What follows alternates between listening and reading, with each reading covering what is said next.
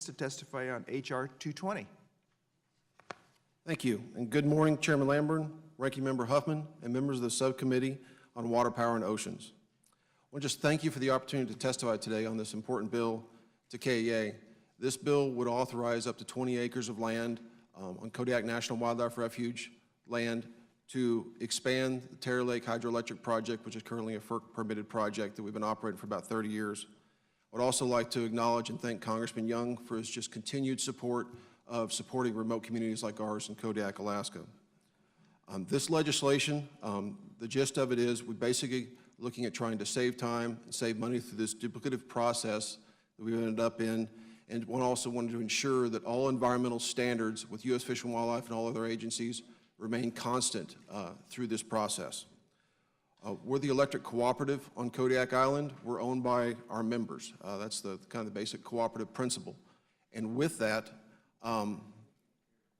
one of the things that Congressman Young mentioned is we have the nation's largest Coast Guard base, plus other federal agencies that are there. So it's good to talk to you all today because actually 20% of the cooperative is the federal government, mainly through the Coast Guard base.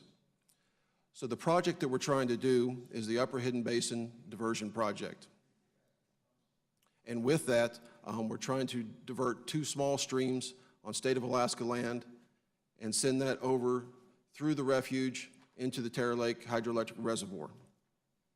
We've been working through the FERC process for several years, and it's been going very well. We submitted the final FERC application in May of 2016, and with the current FERC schedule, it meets our construction schedule that we're trying to get things moving by summer of 2018. And in that FERC process, we've been working hand in hand with U.S. Fish and Wildlife amongst other agencies as well. We've met with them several times. I mean, they're our neighbors in Kodiak, the wildlife refuge is, plus offices in Anchorage as well. So what this bill does is just aligns the FERC process, and we have a duplicative process with the ANILCA process as well. So in trying to get this permitted, we like to use just the FERC process and not have to go through an additional duplicative ANILCA process. And with that, U.S. Fish and Wildlife, again, has given us information, given us mitigation measures that they wanted to follow through the 4E FERC process. And with that, they've been able to give us that information needed to build the project to their specifications. And that's what makes this project very unique. Again, it was mentioned that the Terra Lake Hydroelectric Project was part and mentioned in the original ANILCA legislation. And plus, we have the overarching FERC permitting process with U.S. Fish and Wildlife heavily engaged in since the get-go of it. And our problem is timing more than anything else. In Alaska, this is a remote site, high altitude, construction seasons are severely limited. And with that, if we don't get things lined up by around September of this year with our permitting squared away, we lose time to get our contractors prepared to on-site to get lined up for construction summer 2018. And with that, that brings a lot of cost to our small community and our small cooperative that gets passed on back to our members.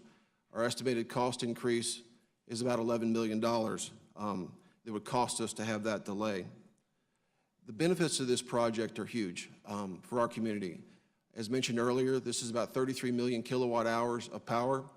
That translates to 2.3 million gallons of fuel, is diesel fuel, which is about the only other way we would have to make this power.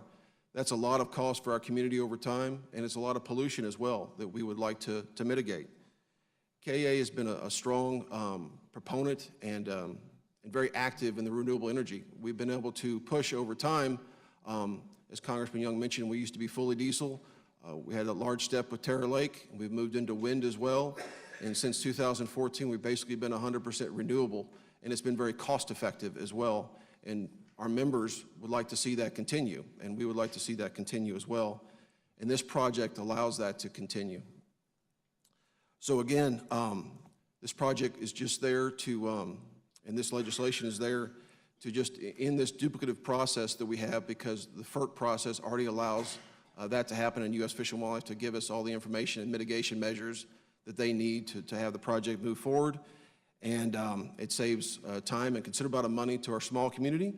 And we look forward to your support in this. And thank you again for the opportunity to testify today. And thank you for your testimony.